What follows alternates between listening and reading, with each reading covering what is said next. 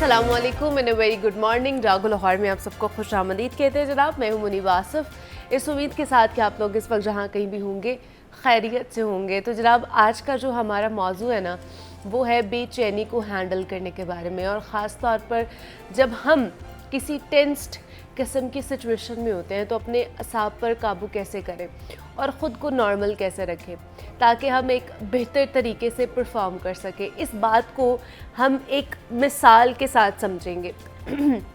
जैसे बच्चों को इम्तिहानात और असाइनमेंट्स के दौरान बहुत ज़्यादा बेचैनी होती है, हम भी इस दौर से गुज़रे हैं और उन्हें उस सूरत हाल को मैनेज करने की ज़रूरत पड़ती है।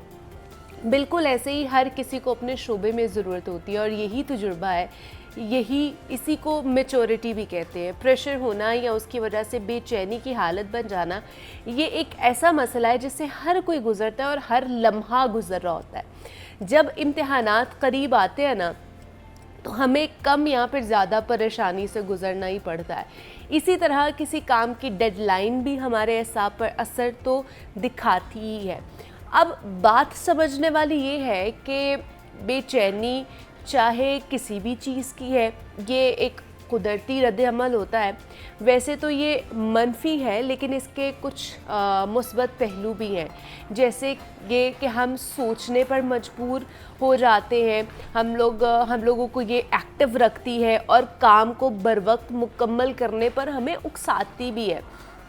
मगर जो मसला है ना, वो कब आता है? मसला तब आता है जब बेहद ये बढ़ जाती है, जब इसकी वजह से हम सोचने समझने की सलाहियत को खो बैठते हैं और हमारी कारकर्दगी सिफर पर चली जाती है। तो ऐसी सूरत में पहला कदम ये लें कि इस बेचैनी को पहचानें, इसे समझें और इसे कबूल करें। हम फ़ौरन हल तलाश करने की तरफ भागते हैं, जिससे हासिल हमें कुछ भी नहीं होता है। इसीलिए यही पहला कदम होना चाहिए कि हम मसले को समझें और फिर इसका हल तलाश करने की कोशिश की जाए। बेचैनी ना एक इंसानी तजुर्बा है, एक इंसानी इमोशन कहा जा सकता है इसको, और उसका सामना करना कोई कमज़ोरी नहीं होता है। प्रैक्टिकल टिप्स में सबसे पहले वक्त का जो नज़्म व ज़ब्त बहुत ज़रूरी होता है, और ये एक ऐसी चीज़ है जो हमारे बहुत सारे मसलों का हल हो सकती है। जब हम अपने काम को मुनज़्ज़म तरीके से करते हैं ना, तो दबाव खुद ब खुद कम हो जाता है। अपने कामों की डेडलाइंस और इम्तिहानात का शेड्यूल देखकर एक प्लान बनाएं। हर काम के लिए आपने अपना जो वक्त है उसको मुकर्रर करना है और उसी पर सख्ती से अमल भी करना है। कहा जाता है कि जो बेहतरीन मनसूबाबंदी होती है वो निस्फ़ कामयाबी होती है। दूसरा, मुतालिए के लिए एक मुनासिब माहौल पैदा करें, एक पुरसकून और मुनज़्ज़म जगह जहां आप बेदहानी से बच सकें, और ये बहुत ही अहम होता है। किताबें, नोट्स और अपने पढ़ने के जो कंटेंट होता है उसको तरतीब से रखें ताकि आपको मुताले करते वक्त किसी भी किस्म का मसला ना पैदा हो। तीसरा, छोटी छोटी ब्रेक्स ज़रूर लें। मुसलसल जब हम पढ़ रहे होते हैं ना, उससे हमारी ज़हनी थकावट बढ़ती जाती है, इसीलिए हमें थोड़ी थोड़ी देर बाद ब्रेक्स ज़रूर लेनी चाहिए, जिसके बारे में हम पहले भी आपको बता चुके हैं कि कितना ज़रूरी है। हर घंटे के बाद आप एटलीस्ट 5 से 10 मिनट की ब्रेक ज़रूर लें, दिमाग को आराम दें। इस तरह ताकत में खातिर खा इजाफा होता है, आपकी एनर्जी दोबारा से बहाल हो जाती है। चौथा नुक्ता जो है वो है मुस्बत सोच को फ़रोग देना। अगर हम अपनी बेचैनी को ख़ुद ही बढ़ा देते हैं, और ये काम हम मनफी ख़यालात से करते हैं, जब हम ख़ुद को कहते हैं कि मैं ये नहीं कर सकता या मैं शायद ये काम करूँगी या करूँगा तो मैं नाकाम हो जाऊँगा, ऐसे जो ख़यालात हमारे दिमाग में आते हैं ना, ये मुकम्मल तौर पर इसको छोड़ दें और उनकी जगह मुस्बत बातें सोचना शुरू करें। कि जो लोग मुस्बत सोचते हैं ना, वो मुश्किलात को अपॉर्चुनिटीज़ में तब्दील कर सकते हैं। फिर क्या है, फिर आपने माइंडफुलनेस एंड मेडिटेशन की तरफ भी जाना है। ये भी बेचैनी को कम करने का एक मौसर तरीका साबित होती है, और ये टेक्निक्स आपको मौजूदा लम्हे में रखती हैं और गैर ज़रूरी सोचों से भी आपको बचाती हैं। आखिर में यही कि ख़ुद की देखभाल पर भी तवज्जो देनी चाहिए। मुनासिब नींद, सेहत बख्श ग़िज़ा और वर्जिश ना सिर्फ आपकी जिस्मानी बल्कि आपकी ज़हनी सेहत के लिए भी बड़ा ज़रूरी होता है। प्रेशर हैंडलिंग के हवाले से ये सारी बातें जो मैंने आज की है ना, ये इसका निचोड़ ये है कि बेचैनी को मैनेज करना एक फ़न है जो आप वक्त के साथ साथ सीखते हैं। ज़िंदगी में जितना पहले सीख लेंगे मेरे ख्याल से उतनी अच्छी ज़िंदगी गुजरेगी। एक बार सीखने के बाद सारी ज़िंदगी हर लम्हे में काम आएगी। ये चीज़ आपको हमें इन टेक्निक्स को अपनाना चाहिए ताकि हम ज़िंदगी में कामयाब हो सके, और इसीलिए इन चीज़ों के बारे में हम गुफ्तगू भी करते रहते हैं रोज़ाना के अपने इस प्रोग्राम में जागो लाहौर के प्लेटफॉर्म से, ताकि हमें मुख्तलिफ़ टेक्निक्स के बारे में, मुख्तलिफ़ टर्मिनोलॉजीज़ के बारे में पता हो जो हमारी ज़िंदगी को बेहतर बनाने के हवाले से हम ऑप्ट कर सकते हैं। तो ये आज का पैगाम था। अभी आगे बढ़ते हैं और कुछ बात कर लेते हैं बच्चों के हवाले से। ख़ास तौर पर जब बच्चे जब छोटे होते हैं तब इतनी ज़्यादा हमें ज़रूरत नहीं पड़ती है उनके ऊपर तवज्जो देने के हवाले से। हाँ, उनके डाइट के हवाले से उनको चोट ना लग जाए या वो कोई गलत चीज़ ना कर ले, इस हवाले से माँ बाप बहुत ज़्यादा कह लें कि गौर फ़िक्र भी करते हैं, ख़याल भी रखते हैं। लेकिन जूँ जूँ बच्चा बड़ा होता जाता है, ग्रोइंग एज में आता है, जब आप उसकी आदत बनना शुरू होती है, जब वो इर्द गिर्द के माहौल को देखता है, जब उसकी पर्सनालिटी डेवलप हो रही होती है, तब जो माँ बाप होते हैं बहुत ज़्यादा कंसर्न होते हैं कि हमारा बच्चा अच्छी आदत को पिकअप करे, उसकी पर्सनालिटी अच्छी बने, वो आगे जाकर अच्छा काम करे, कामयाब एक इंसान बने। तो उसके लिए कुछ हमें पहले ही ऐसी चीज़ें करनी चाहिए इर्द गिर्द अपने माहौल को बेहतर करने के हवाले से, ताकि बच्चा उस माहौल से सीखे, क्योंकि इसी माहौल में हमारे बच्चों ने परवरिश पानी है। तो आज हम बात करेंगे कि अपने बच्चों की पर्सनालिटी को कैसे आपने ग्रूम करना है, दूसरा उनको एथिकल और स्किलफुल किस तरह बनाना है, कौन सी एज से बच्चे को इस हवाले से हमें बताना चाहिए, उसके ऊपर प्रॉपर कह लें कि काम करना शुरू हो जाना चाहिए हमारे पेरेंट्स को ख़ास तौर पर। तो इस पर बात करने के लिए हमारे साथ मिस खानम अंसा शहज़ादी मौजूद है स्टूडियोज़ में, जो कि एजुकेशनिस्ट हैं। मिस खानम, आपको वेलकम कहती हैं जागो लाहौर में। कैसी हैं आप? अल्हम्दुलिल्लाह मैं बिल्कुल ठीक ठाक, आप कैसी हैं? मैं भी बिल्कुल ठीक ठाक। सबसे पहले तो आंसा मुझे बताइए कि कौन सी एज बेहतर है बच्चों को किसी भी हवाले से, अगर आपने उनकी परवरिश करनी है, ग्रूमिंग करनी है उनकी पर्सनालिटी की, कौन सी एज से उनकी वो शुरू हो जानी चाहिए? रिसर्च ने साबित किया है कि जो हमारी अर्ली एज है, जैसे 0 से 8 इयर्स बहुत इंपॉर्टेंट होते हैं बच्चे के पर्सनालिटी डेवलपमेंट के हवाले से, आदत को डेवलप करने के लिए, उसकी फ़िज़िकल डेवलपमेंट के लिए, सोशल एंड इमोशनल डेवलपमेंट के लिए, कॉग्निटिव डेवलपमेंट के लिए, और ख़ास तौर पर लैंग्वेज डेवलपमेंट के लिए। ये जो एज है ये बहुत ही इम्पॉर्टेंट है, और इस एज में आप जितना फोकस कर सकते हैं अपने बच्चों को उतना आप करें। पेरेंट्स की इन्वॉल्वमेंट, पेरेंट्स के साथ फैमिली की इन्वॉल्वमेंट बहुत ज़रूरी है।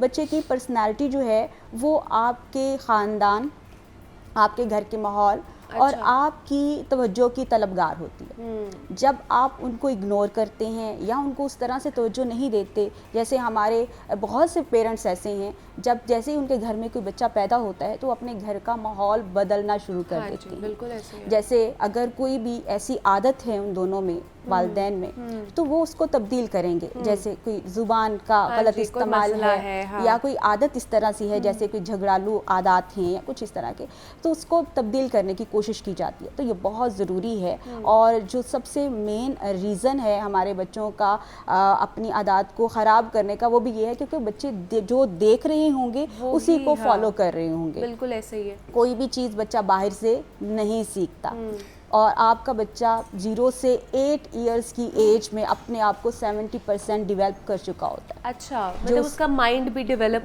हो चुका होता है, यानी उसकी जो आदत उसने प्रैक्टिस देखी होती है अपने सामने, वो अभी उसको फॉलो कर रहा है, अपने जहन में उसको रिकॉल कर रहा है कि मैं रहूँगा तो मेरी ये चीज़ मिल जाएगी।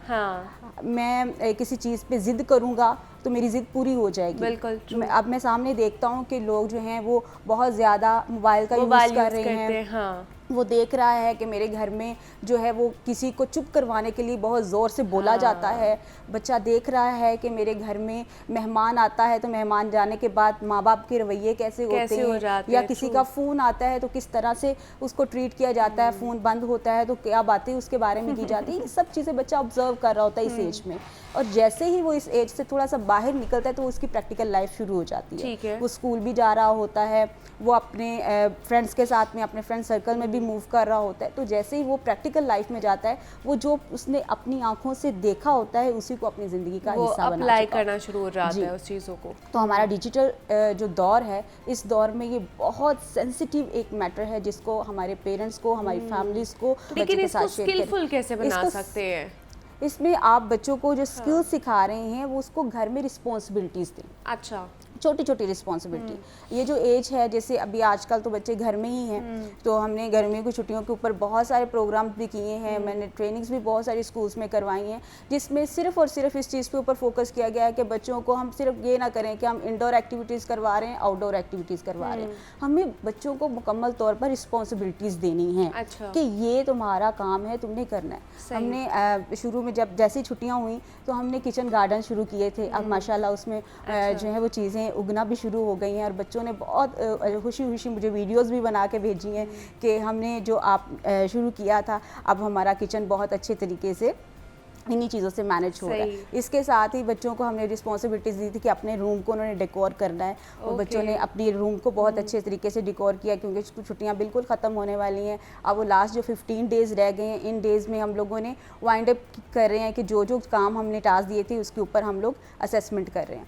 तो बहुत अच्छे तरीके से हमने बच्चों को, और बहुत ऐसे बच्चे थे जिनको आर्ट बिल्कुल भी नहीं आता था, बच्चे आर्ट की तरफ आ रहे हैं। बुक रीडिंग नहीं आती थी, हम लोगों ने रीडिंग प्रोग्राम शुरू किए, और रीडिंग के हवाले से बच्चों ने 1 लेटर से शुरू किया था, साउंड से, और अब वो माशाल्लाह से सेंटेंस मेकिंग की तरफ आ चुके हैं, और रीडिंग की तरफ आ रहे हैं, और सेल्फ रीडिंग की तरफ आ चुके हुए हैं। तो इस तरह से हम बच्चे को छोटी छोटी स्किल्स जो हैं वो इसी तरह से सिखा सकते हैं। हमने एक छोटे बच्चे को इस तरह से नहीं हो सकता कि हम जी अभी से उस बच्चे को बहुत कुछ सिखाएं, छोटे स्टेप से शुरू करें। और मैं माँ बाप को यहाँ पर एक मैसेज ज़रूर देना चाहूँगी, हम चाहते हैं कि बच्चा पैदा हो तो वो सियाना पैदा हो, और वो इतना सियाना हो कि हमें भी समझा रहा हो। बच्चों ने जिद करनी है, बच्चे ने तंग भी करना है आपको, बच्चे ने शरारतें भी करनी है, वो उसकी मासूमियत है, वो आप उसको कुछ भी समझ ले, लेकिन उसको डील करना आपको आना चाहिए, और सब्र से काम लें।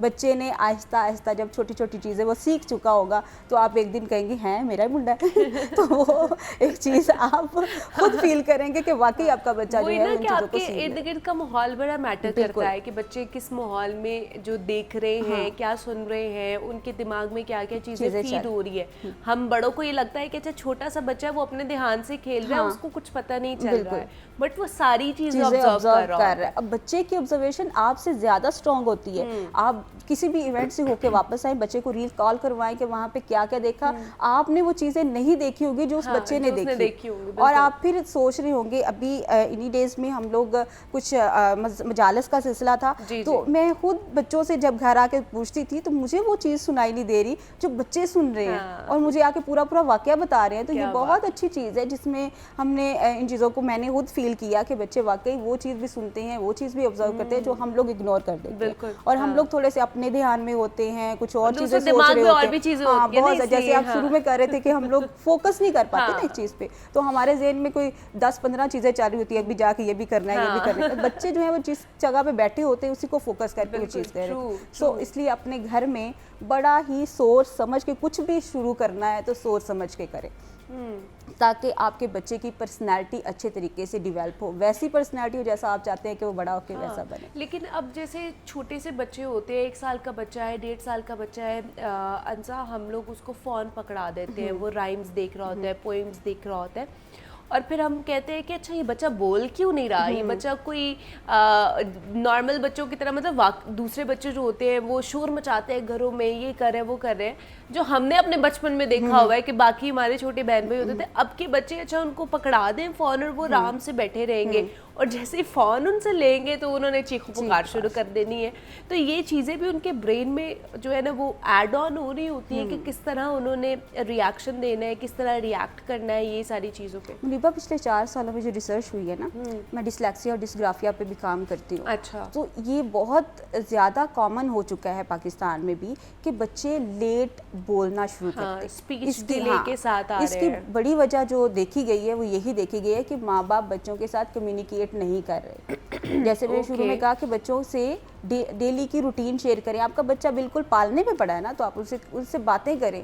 अब भी मेरा बच्चा दूध पिएगा, मैं अपने बच्चे के लिए दूध बनाने जा रही हूँ, ये मैंने पानी गर्म कर लिया और अब मैं इसमें दूध मिक्स कर रही हूँ। तो इस तरह से आप बच्चों से जब बातें करें, जब बच्चे की लिसनिंग स्किल डेवलप होगी तभी उसकी स्पीकिंग स्किल डेवलप होगी। अगर उसकी लिसनिंग पे हम फोकस ही नहीं करेंगे, बच्चे को कुछ सुनाएंगे ही नहीं, तो वो बोलेगा नहीं, क्योंकि वो जो आप वर्ड्स बोल रहे हैं वोकैबुलरी उसके यहाँ पर सेव हो रही है। वही वोकैबुलरी आप वो यूज़ करेगा जब वो बोलना शुरू करेगा। चाहे तोतला तोतला ही बोलेगा, लेकिन वो बोलेगा ज़रूर। लेकिन जब हम बच्चे को वो मोबाइल दे दिया, उसमें वो किसी और ज़ुबान में राइम पढ़ी जा रही है जो बच्चे को बिल्कुल भी इर्द गिर्द सुनाई नहीं दे रही है, तो वो बच्चा उस चीज़ को, उन वर्ड्स को फॉलो नहीं कर पाएगा।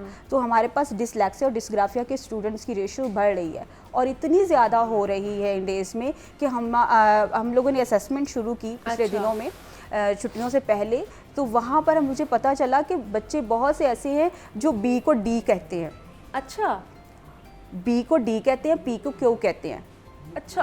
और वो इस तरह से जब वो उन लफ्ज़ों को देखते हैं तो फिर वो बोलते भी गलत है। वो होता इसलिए है क्योंकि बच्चे की हम लोगों ने प्रॉपर तरीके से लिसनिंग स्किल डेवलप नहीं की होती है। जब लिसनिंग स्किल नहीं है, उसको वर्ड्स की रिकग्नाइजेशन नहीं है, तो बच्चा प्रॉपर तरीके से बोल नहीं पाता है।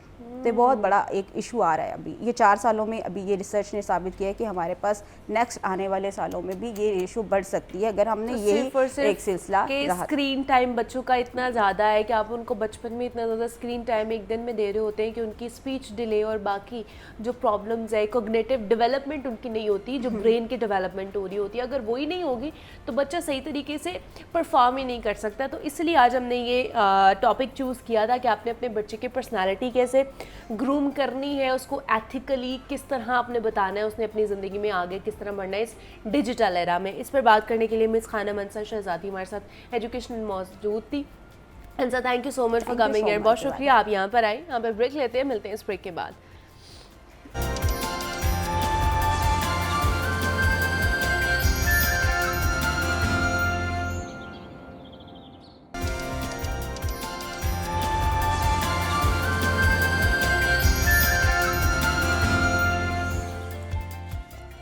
वेलकम बैक टू जागो लाहौर। जनाब, अब कुछ सेहत के हवाले से बात कर लेते हैं और ख़ास तौर पर हड्डियों के हवाले से, क्योंकि हमारा जो पूरा जिस्म है वो हड्डियों पर मुश्तमिल एक ढांचा है और अगर ये ढांचा ही आपका ख़राब होना शुरू हो जाए, आपकी हड्डियाँ नाकारा होना शुरू हो जाए या फिर उनमें कोई मसला पैदा हो जाए या इवन दो कि आपकी हड्डी भी टूट जाए, तो आपकी जो कह लें कि रोज़मर्रा की जो ज़िंदगी है वो कहीं ना कहीं डिस्टर्ब होना शुरू हो जाती है, कॉम्प्रोमाइज़ होना शुरू हो जाती है। तो इसलिए जिस तरह हम अपनी स्किन का ख्याल रखते हैं, इस तरह आप अपनी हड्डियों का भी ख्याल हमें रखना चाहिए ताकि हमारा जो बोन स्ट्रक्चर है उसको मज़बूत बनाया जा सके, क्योंकि हमने जितना भी वज़न अपना उठाना है वो इन बोन्स के ज़रिए ही, अपने जॉइंट्स के ज़रिए ही हमने उठाना है और अगर यही मजबूत नहीं होंगी तो हम अच्छे तरीके से अपनी ज़िंदगी बेहतर तरीके से नहीं गुजार सकेंगे। और आजकल ख़ास तौर पर अगर नौजवान नस्ल के हवाले से बात कर ली जाए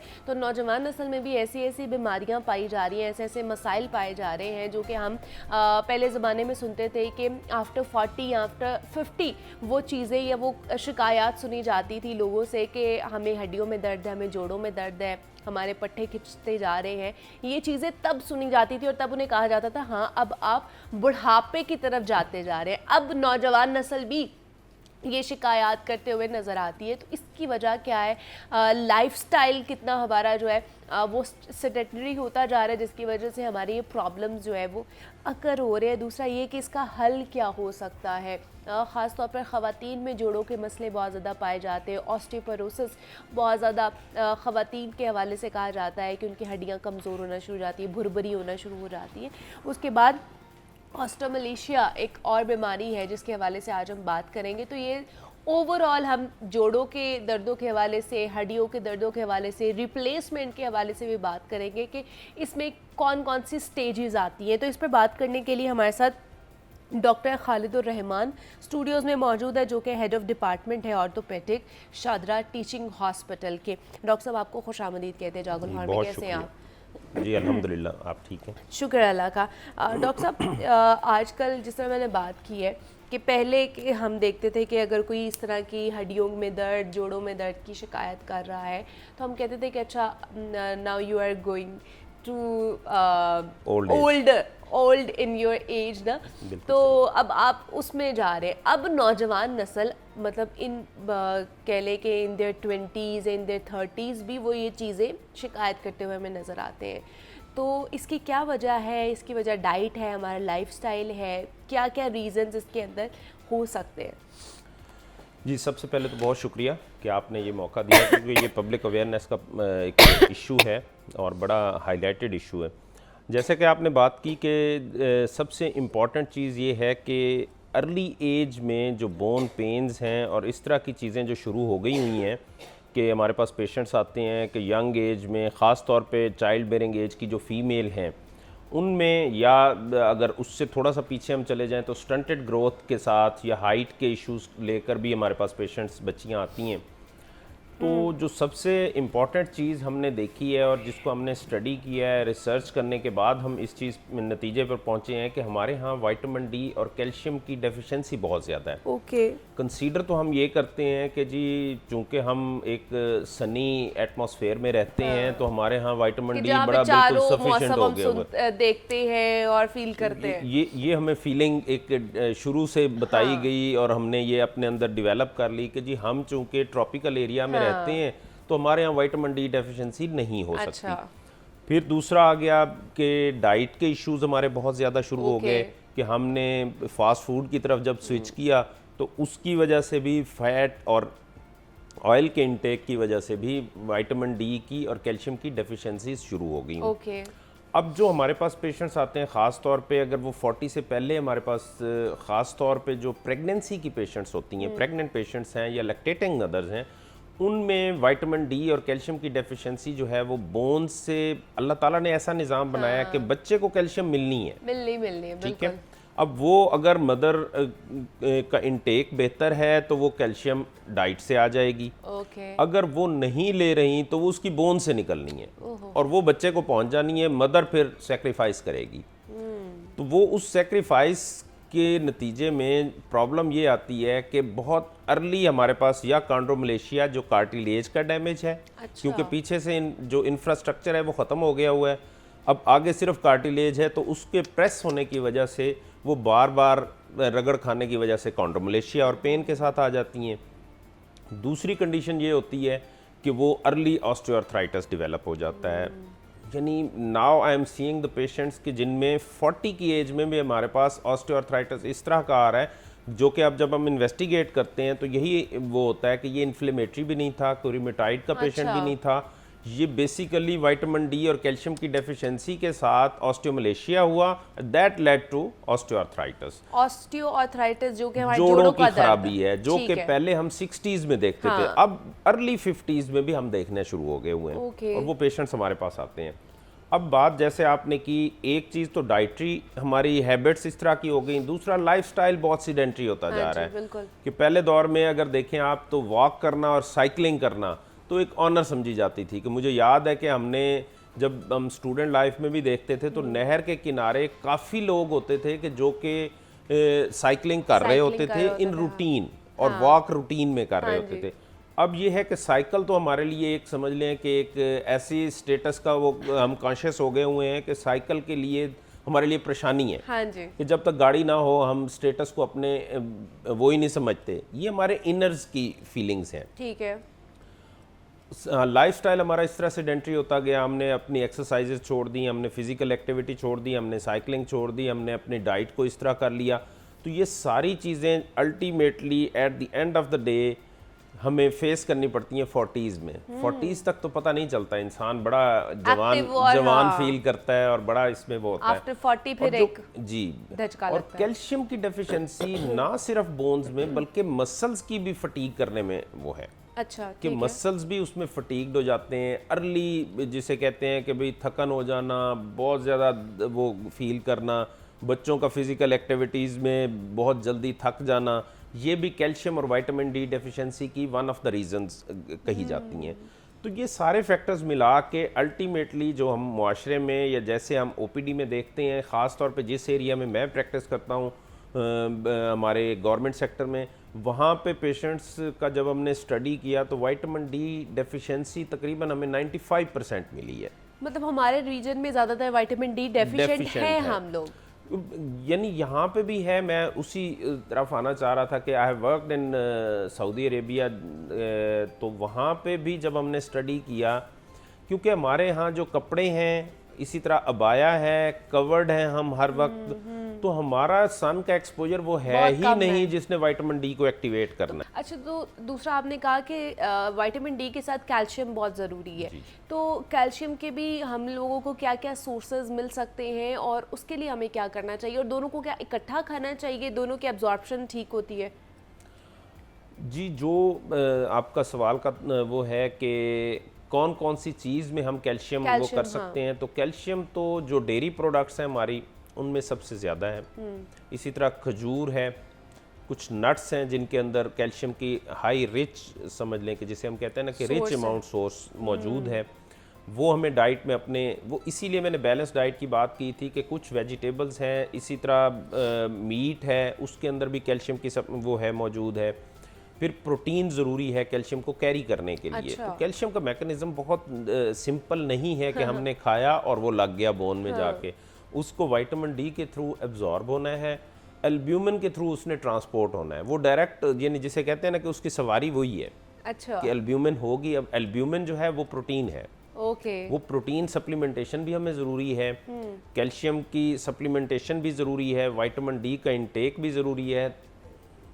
जब ये चीज़ें बैलेंस में आएंगी तो कैल्शियम की जो प्रोडक्ट है वो वहाँ पे हमारे जहाँ जहाँ रिक्वायरमेंट है, क्योंकि वो मसल्स में भी उसके चैनल्स हैं, कैल्शियम चैनल्स होते हैं, इसी तरह बोन्स के अंदर भी उसकी जो आर्किटेक्ट है उसकी सारा बिल्टअप जो है वो कैल्शियम ने करना है। बिल्कुल। तो डाइट में हमें इस तरह की चीज़ें, डेयरी प्रोडक्ट्स, चीज़, दही है, अंडा है और साथ दूध है, ये रेगुलर हमें इसका ये इंटेक इसका करना है। इस्तेमाल करना चाहिए, सही है। चाइल्ड बेयरिंग एज में कैल्शियम और विटामिन डी की सप्लीमेंटेशन बहुत ज़रूरी है, बहुत रिक्वायरमेंट उसकी बढ़ जाती है। यानी अगर 1 ग्राम डेली की रिक्वायरमेंट है एक नॉर्मल बंदे की, तो प्रेगनेंसी में वो 2 ग्राम तक चली जाती है, यानी 2000 मिलीग्राम की, ओके। जो कि वो सिर्फ एक CSC 1000 भी सफिशिएंट नहीं है जो हम रूटीन में लेना पसंद करते हैं कि जी डालेंगे वो एक लेकिन क्या वो इफेक्टिव है? बहुत से लोग कहते हैं कि ये किडनी के स्टोन्स और उस साइड पर भी चला जाता है अगर वो आप CA 1000 ले रहे होते हैं। नहीं, उसमें देखें रिक्वायरमेंट के हिसाब से जब चीज़ों को बैलेंस लेके चलते हैं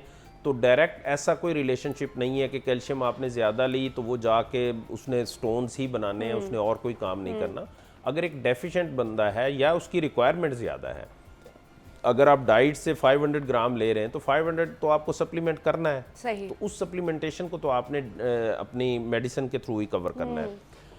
अब जैसे चाइल्ड बेयरिंग एज की प्रेगनेंसी है, लैक्टेटिंग मदर है, तो उसमें वो 2000 तक चली गई है, तो वो 2000 अगर डाइट से हम नहीं पूरा कर रहे तो हमें फिर हम सप्लीमेंट करना supplement से पूरा है। कर तो सकते ये हैं। चीज़ें नॉर्मल एक कॉन्सेप्ट ठीक के है। साथ और एक प्रॉपर क्लिनिशियन के साथ डिस्कस करके चीज़ें वो की जा अच्छा, दूसरा डॉक्टर साहब, अगर अब जिनको जोड़ों का मसला है, जिनको हड्डियों का मसला है, जिनको पट्ठों का मसला है, जी जी। उसका क्या फिर ट्रीटमेंट होता है, उसका तरीका इलाज क्या है, उन्हें क्या सजेस्ट किया जाता है, किस तरह उनकी कंडीशन, क्योंकि बहुत से लोग हैं जो चलने फिरने से भी कासिर हो जाते हैं अगर जोड़ों के मसले में या हड्डियों के मसले में मुब्तला होते हैं, तो उनका क्या फिर तरीका इलाज होता है?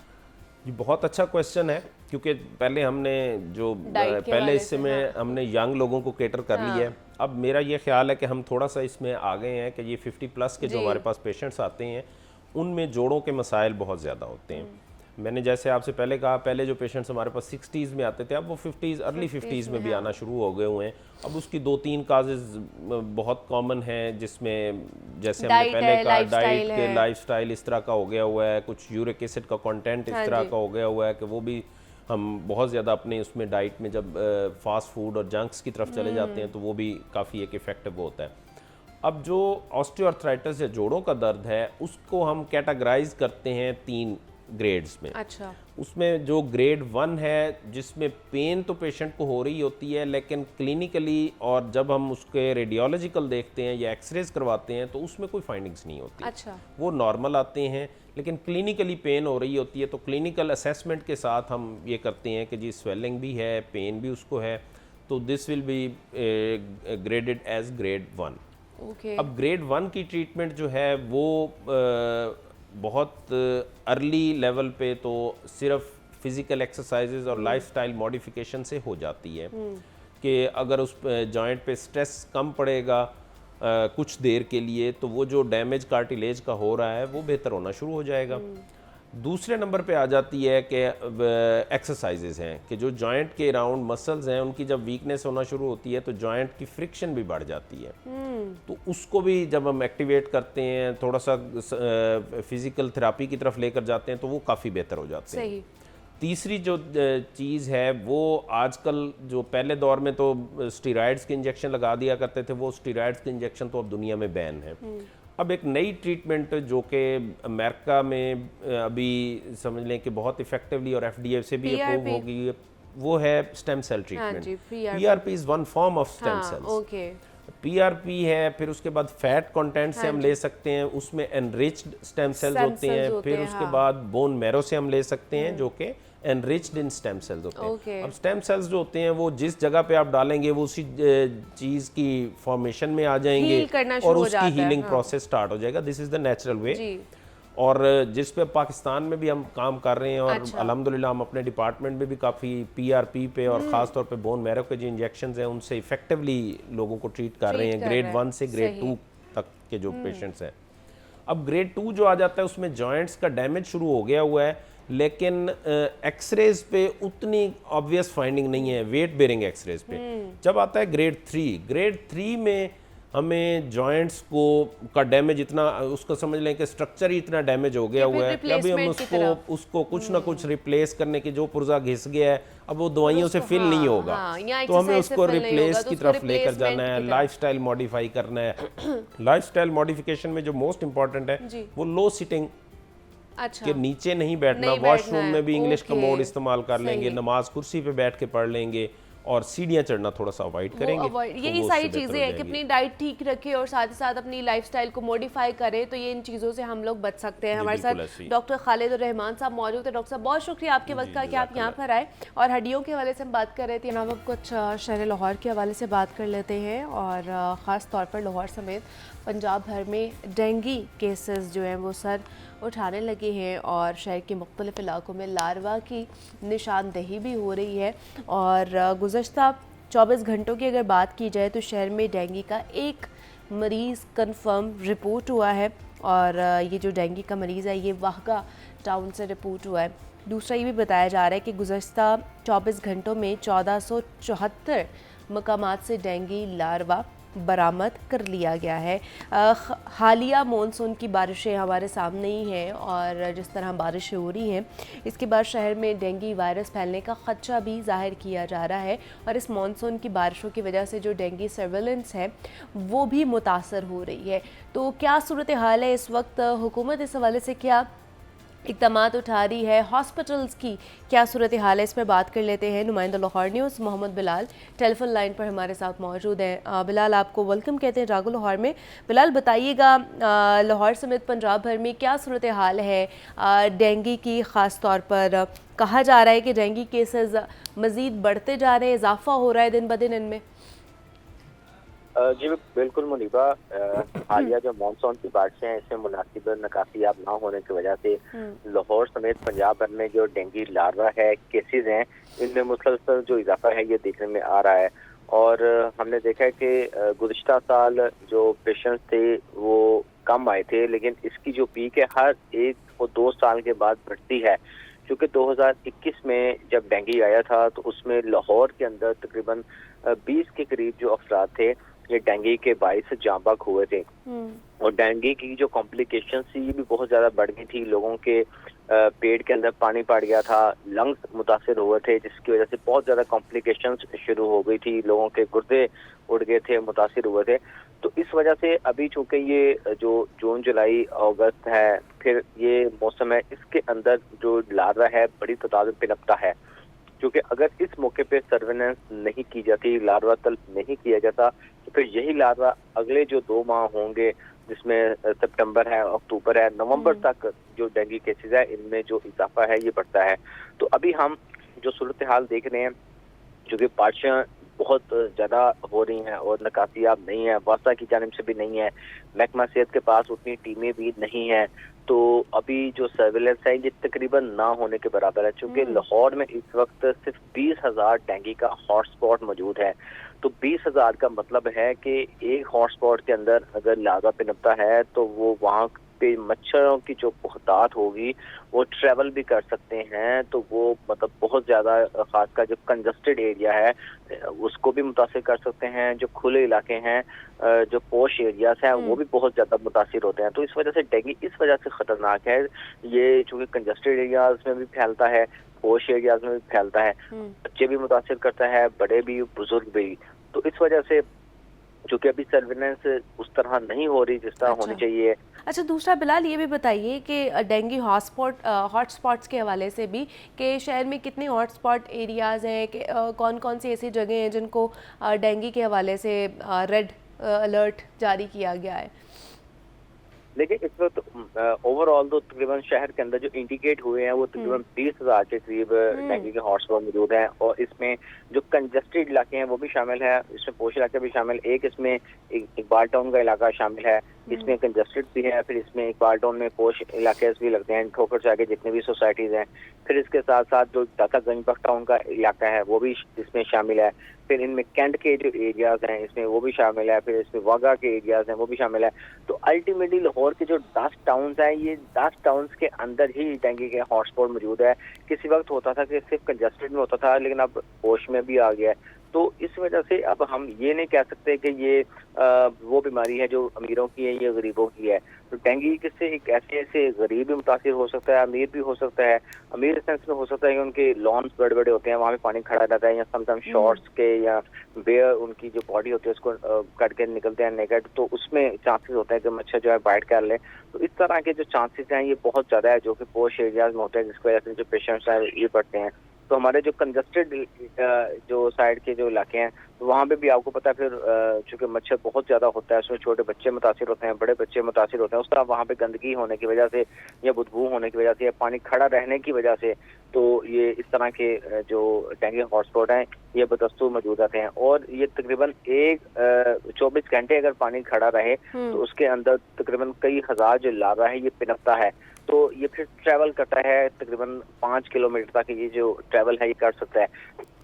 तो इस वजह से ये इंतहाई ख़तरनाक है। हमें चाहिए कि हमारे इस दफ़ा डेंगू लार्वा को कंट्रोल करना चाहिए। जितने भी तमाम जो स्टेक होल्डर्स हैं ये भी अपना किरदार अदा करें, इसमें जो महकमा सेहत है ये भरपूर अपना किरदार अदा करे। इस हवाले से मैक्सिमम जो अवेयरनेस है वो लोगों को देनी चाहिए। फिर इसके साथ साथ जो मशीनरी है गवर्नमेंट की, जिसमें एसीज हैं, डीसीज हैं, और इनको भी चाहिए कि अपना फॉल जो किरदार है ये अदा करें, ताकि इस दफ़ा डेंगू की रोकथाम के हवाले से जो इक़दाम है ये भी किए जा सके। क्योंकि दूसरी जानिब हॉस्पिटल्स के अंदर तो जो इक़दाम हैं अल्टीमेटली वो किए ही जा रहे हैं। डेंगू वार्ड्स एलानिया तौर पे कायम हैं, और जो कहा यह जा रहा था कि जो डेंगू टेस्ट है ये भी 90 रुपए का होना चाहिए, तो वो तो सरकारी अस्पतालों में मुफ्त हो रहा है। मतलब कई प्राइवेट सेक्टर में भी 90 रुपए का हो रहा है कि आप डॉक्टर की प्रेस्क्रिप्शन लेके आए तो हम उस पे 90 रुपए का जो ये टेस्ट है ये कर देंगे।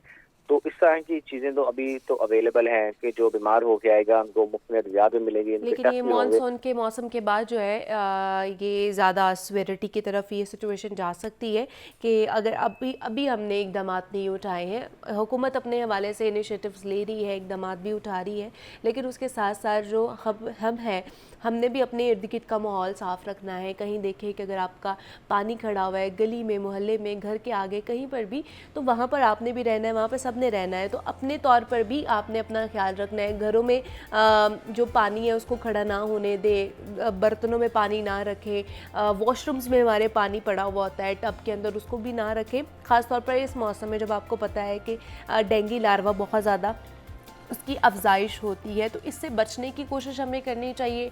एहतियाती तदाबीर जितनी हो सकती, जितनी भी डेंगू SOPs हैं उसको इख्तियार करें। हमारे साथ मोहम्मद बिलाल, नुमाइंदा लाहौर न्यूज़, मौजूद थे, हमें डेंगू के हवाले से, उसकी सर्वेलेंस के हवाले से अपडेट कर रहे थे। Bilal, thank you so much. यहाँ पे ब्रेक लेते हैं, मिलते हैं इस ब्रेक के बाद।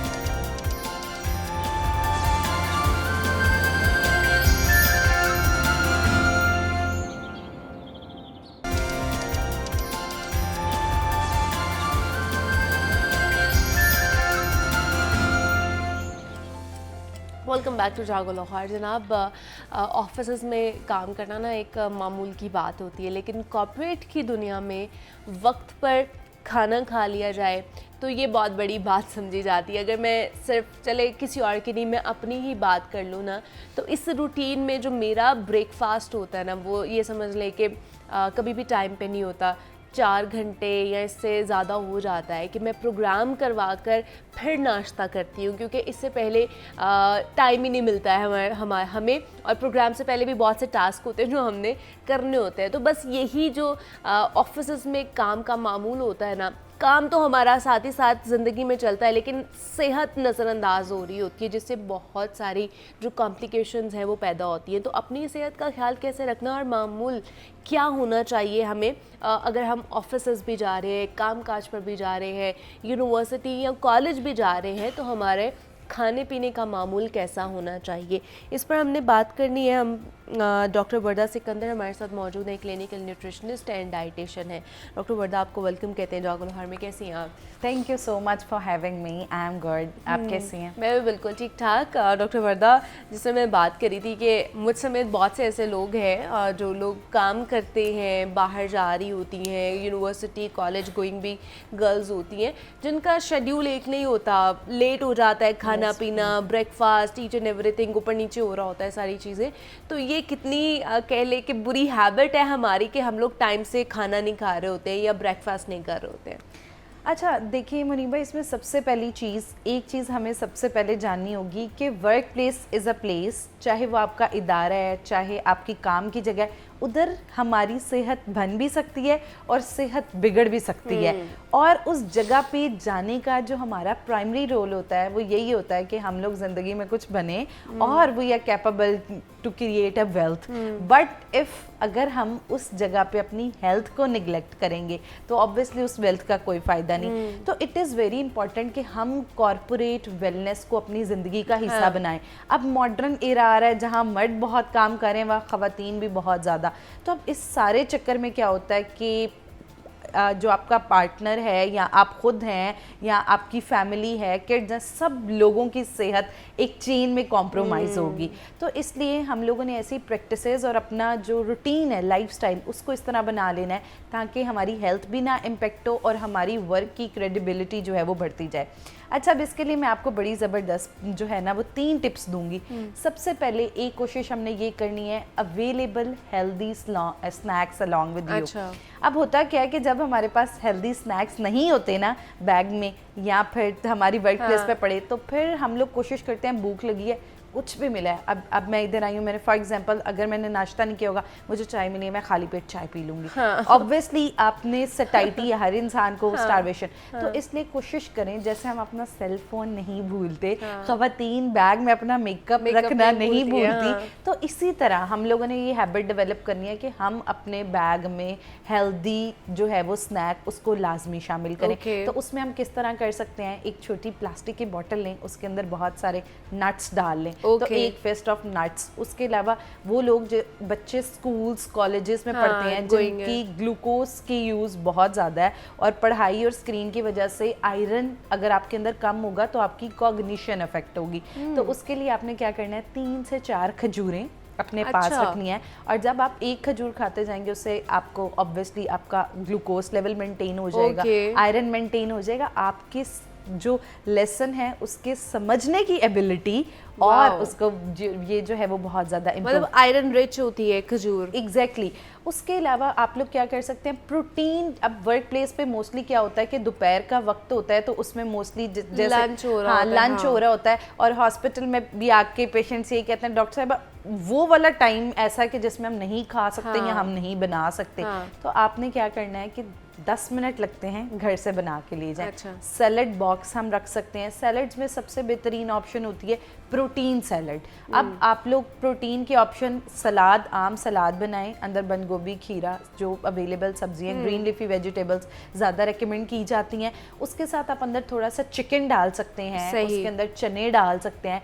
ख़वातीन जिनको हार्मोनल प्रॉब्लम्स है, PCOS का मसला है, वो अंदर सोया बीन्स उसका इस्तेमाल कर सकती हैं, किडनी बीन्स का इस्तेमाल कर सकते हैं, क्यूनिया का इस्तेमाल कर सकते हैं। तो एक सैलड बाउल या सैंडविचेस, हेल्दी सैंडविचेस बहुत अच्छा। अब अक्सर होता है कि हम ना बहुत सारे लोग कह रहे होते हैं रेडी टू ईट फूड होना चाहिए। देखिए फ्रूट्स जो है ना हमारे पास, ये अल्लाह ताला ने रेडी टू ईट बनाए हुए हैं, फटाफट काटे और खा लिए। तो इसलिए ऐसे फ्रूट्स जो पील्स के साथ भी आप खा सकते हैं, समर एप्पल हो गया, पीच हो गया, गावा है, प्लम और मुख्तलिफ हमारे पास खासतौर गर्मियों के सारे गर्मियों में तो बहुत सारे आते हैं। तो हम अपने पास जो है वो फल रख सकते हैं। अच्छा, इससे बेनिफिट क्या होगा कि अगर हम वक्त पे खाना खाएंगे और वक्त पे जो हमारी बॉडी की अब भूख लग रही होती है ना, पेट में गुड़गुड़ हो रही है, लेकिन हम अपनी वर्क प्लेस पे इस चीज को निगलेक्ट कर रहे होते हैं। हम लोग कहते हैं अच्छा चले थोड़ी देर बाद खा लेंगे, काम खत्म होगा तो तब खाएंगे। और अगर कोई स्क्रीन पे बैठा है, इतने पेशेंट्स आते हैं किडनी प्रॉब्लम्स के साथ, सिर्फ उठ के पानी नहीं पीना, उठ के वॉशरूम नहीं जाना। बट देखें, दीज आर स्मॉल हैबिट्स कि जो अलार्मिंग कंडीशन हमारी बॉडी दे रही होती है, लेकिन हम उसे निगलेक्ट कर रहे होते हैं। तो अगर हम इससे निगलेक्ट करते रहेंगे तो हमारे बॉडी के अंदर डिफरेंट प्रॉब्लम्स, जिसमें आपकी किडनी अफेक्ट हो सकती है। सबसे पहले तो वेट अफेक्ट होगा ना, आपका लोअर एब्डोमेन वेट आ जाएगा या आप अंडर वेट होने लग जाएंगे। उसके अलावा आप ज़्यादा देर तक जिंदगी में काम नहीं कर सकेंगे। ऑब्वियसली हर काम में हमारी ब्रेन फंक्शनिंग बहुत इंपॉर्टेंट है और ब्रेन को जो है वो हर 2 घंटे के बाद ग्लूकोज चाहिए। अगर ग्लूकोज मिलेगी तो वो अपनी अच्छी प्रोग्रेस में वर्किंग करेगा। तो अब इसलिए बहुत अहम है कि हम लोग खजूरें, नट्स, सीड्स और प्रोटीन का कोई सोर्स जो है उसका इस्तेमाल करें। अब वो लोग, वो मर्द जो खाना नहीं साथ ले जा सकते, वो लोग क्या करें? अच्छा, ऑफिसेज में एक प्रैक्टिस को बस मेक श्योर करना है, रिफाइंड कार्ब्स, सफ़ेद मैदा और उससे बनी तमाम अशिया, ख़ास तौर पे फास्ट फूड और ख़ासतौर पे बेकरी आइटम्स। एग्जैक्टली ये चीज़ हम लोगों ने वर्क प्लेस पे नहीं करनी, यही तो खाई जाती है। अब इसका इफेक्ट हमारे अंदर क्या आता है? As the name indicate, fast food. अब हमारा रिपीटेडली दिमाग इस्तेमाल हो रहा है स्क्रीन पे, चलने में, कोई भी काम पे, ठीक है। अब होता क्या है कि अब 2 बजे 1 बजे भूख लगी है, फटाफट एक बर्गर ऑर्डर कर लो। ये फास्ट फूड क्या होता है, आपका ब्रेन ऑलरेडी स्ट्रेस है, उसके अंदर ऑलरेडी कॉर्टिसोल का मे बी हार्मोन बढ़ा हुआ है, स्ट्रेस हार्मोन। अब आप जब फास्ट फूड खाते हैं वो बॉडी के अंदर फास्टली डाइजेस्ट होता है, क्योंकि वो ऑर्गेनिक फूड नहीं है। तो जब वो बॉडी के अंदर फास्टली डाइजेस्ट होगा तो उससे क्या होगा कि हमारी बॉडी के अंदर स्ट्रेस हार्मोन्स और इंक्रीज हो जाएंगे।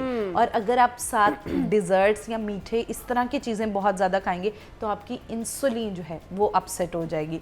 तो जिसकी वजह से आपकी वर्क प्लेस, एक तो काम का स्ट्रेस होता ही होता है, जब आपको हेल्थ के साथ ये वाला स्ट्रेस दूसरा भी साथ स्टार्ट हो जाएगा तो देयर आर 78% चांसेस कि आपको कोई ना कोई क्रॉनिक बीमारी हो जाएगी। या आपको जो है, अक्सर आजकल हर जो भी लोग काम करते हैं वर्क प्लेस पे, वो कह रहे होते हैं एंजाइटी डिप्रेशन नहीं ठीक होता। टेंशन कोई नहीं, पैसे आ रहे हैं, बट स्टिल एंजाइटी है। तो these all are small are habits के जिन्हें हम लोग फोकस नहीं कर रहे। और अगर हम फोकस नहीं करेंगे तो लॉन्ग टर्म आप देखें आप काम नहीं अच्छे तरीके से काम नहीं कर सकते अपने जो प्रोफेशनली भी, यहाँ पे इवन दो कि आपकी दोनों लाइफ जो है वो खराब हो रही होती है, डिस्टर्ब हो रही होती है। तो for your profession it is very important कि हम अपनी वेलनेस का ख्याल रखें। अब लाइफस्टाइल के अंदर तीनों चीज़ें आ जाती हैं। योर गुड डाइट, ठीक है, एक अच्छा डाइट प्लान अपनी ज़िंदगी में ज़रूर रखें। जब आपका वर्क प्लेस पे जाते हुए भी एक अच्छा डाइट प्लान होगा, उससे आपकी फूड की क्वालिटी बेहतर हो जाएगी, फूड की क्वांटिटी सेट हो जाएगी, जिससे आपको गट रिलेटेड, स्टमक रिलेटेड कोई प्रॉब्लम नहीं होगा।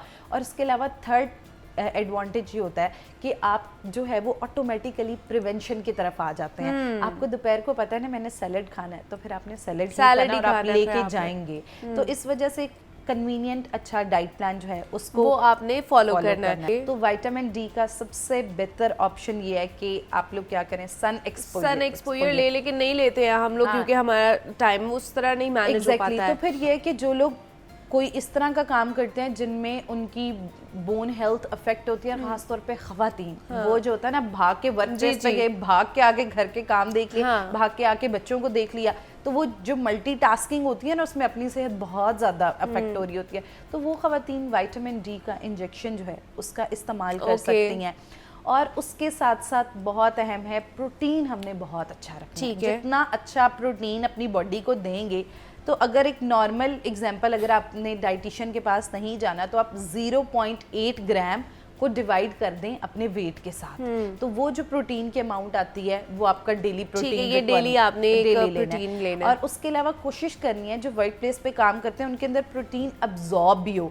तो अब वो प्रोटीन अब्जॉर्ब किस तरह हो सकता है, कंप्लीट प्रोटीन के सोर्सेज लें, जिसमें एनिमल बेस्ड प्रोटीन भी है, प्लांट बेस्ड प्रोटीन भी है। जैसे हमारे पास शामी कबाब है, उसमें एनिमल बेस्ड प्रोटीन, प्लांट, दाल गोश्त है, ठीक है, पालक गोश्त है, अंडा पालक है, इस तरह की जो कॉम्बिनेशंस हैं, आप ऐसी रेसिपीज जो हैं इनको ट्राई करें। उसके अलावा फीमेल्स में आजकल बहुत देखा जाता है वर्क प्लेस पे रह रह के जो क्या होता है, एनीमिक बहुत ज़्यादा हो जाती हैं बच्चियाँ, आयरन डेफिशिएंसी, खास तौर पे अब जो हालात चल रहे हैं उसमें स्कूल गोइंग बच्चियों में इवन दो बहुत ज़्यादा है, क्योंकि डेयरी प्रोडक्ट्स या पर दूध का भी इस्तेमाल नहीं किया जाता है। दूध और एक साइक्लिक प्रोसेस जब स्टार्ट होता है, बच्चियाँ अपनी नहीं केयर करती, तो इसलिए उन लोगों को चाहिए कि एक तो आयरन एनरिच फूड्स जिसमें हमारे पास गोश्त आ जाता है, दालें आ जाती हैं, कलेजी आ जाती है, उसके साथ साथ आपने विटामिन सी का इस्तेमाल करेंगे तो वो आयरन अब्जॉर्ब होगा। तो उसके साथ अगर एक बड़ा अच्छा सा जूस बताती हूँ जिन बच्चियों के अंदर बहुत ज्यादा आयरन डेफिशिएंट हो गया है,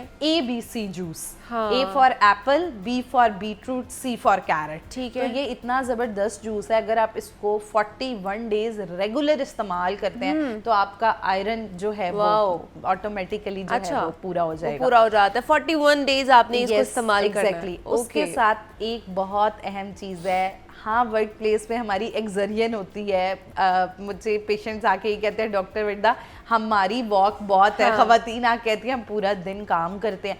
देखिए वो आपकी एक्सरियन है, ठीक है, उसमें आप 5 मिनट काम करें, 5 मिनट बाद आप आके बैठ जाते हैं। उसके बाद वर्क प्लेस पे भी ऐसे ही, आपने एक चक्कर लगाया उसके बाद आके आप फिर बैठ गए, वो हमारी एक्सरसाइज या फिजिकल एक्टिविटी नहीं, वो फिजिकल एक्सर्शन है सिर्फ। उस सारी चीजें में अगर आपका कोई ऐसा काम है जिसमें आपको बहुत ज्यादा पसीना आ रहा है, जैसे कुकिंग, उल्टा आपके अंदर इलेक्ट्रोलाइट इम्बैलेंस ज्यादा हो रहा है, तो इसलिए मेक श्योर दैट कि जो आपने वॉक या एक्सरसाइज करनी है वो आप एक सर्टेन अलग टाइम रखेंगे जिसके अंदर आप वॉक करेंगे, और 45 मिनट्स पे आपने अपना टारगेट रखना है। आप 15 मिनट से स्टार्ट करें और 45 मिनट्स तक आप जो है वो डेली 3 मिनट बढ़ाते जाएं, और जो है वो एक्सरसाइज ज़रूर करें। उससे अगर हमारे बॉडी का फूड जो है वो न्यूट्रिशन है, तो हमारी जो मस्कुलर हेल्थ है इसके लिए उसका एक्सरसाइज है। तो इस वजह से एक्सरसाइज ज़रूर, बहुत सिंपल सी एक्सरसाइज है, स्किपिंग हर कोई कर सकता है। घर में आप अपने स्किपिंग रखें, जो लोग काम पे जाते हैं, जिम जाने का टाइम नहीं, 100 जो है वो डेली वो कर ले। और उसके अलावा वर्क प्लेस पे स्टिक होके बैठे ना रहें। ये वर्क प्लेस पे खाना खाया, फिर स्टक हो गए, बैठ गए, फिर काम थोड़ा बहुत चहलकदमी करते रहे, चहलकदमी करते रहे, आपका मेटाबॉलिज्म फास्ट रहेगा, आपके स्टमक के अंदर एसिडिटी नहीं होगी, आपकी जो बोन हेल्थ है वो बेहतर होगी। अच्छा, अगर मैंने ये भी सुना है अगर हमारी डाइट से ये चीज़ें पूरी नहीं हो रही हैं, आयरन के हवाले से देखा जाए तो अगर आयरन सप्लीमेंट्स लेते हैं, मैंने बहुत से लोगों से ये सुना है कि जब आप आयरन सप्लीमेंट्स लेते हैं तो आपका वेट गेन होता है, वाकई ऐसा है?